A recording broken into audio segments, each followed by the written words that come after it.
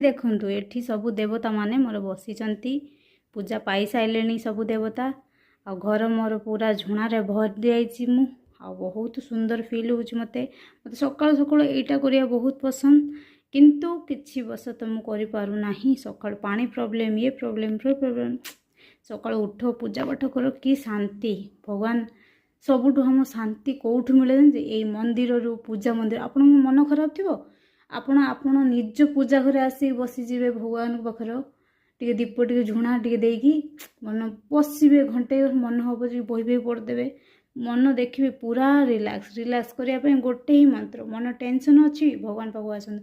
କିଛି ବି ପ୍ରୋବ୍ଲେମ୍ ଅଛି, ଆପଣ ନିଜ ମନ୍ଦିର ହିଁ ପାଇଯିବେ। ହଁ, ଏକଲା ରହିବାକୁ ଇଚ୍ଛା, ମନ୍ଦିର ଯାଆନ୍ତୁ। ମାନେ ଗୋଟେ ପ୍ରୋବ୍ଲେମ୍ର ସଲ୍ୟୁସନ୍ ହିଁ ଏଇଟା। ଆମ ମଣିଷ ଜୀବନର ବ୍ୟସ୍ତବହୁଳ ଭିତରେ ଯେଉଁ ଟେନସନ୍ ଚାଲିଛି ନା, ଗୋଟେ ହିଁ ଏଇ ଭଗବାନ, ଆଉ କେହି ନୁହେଁ।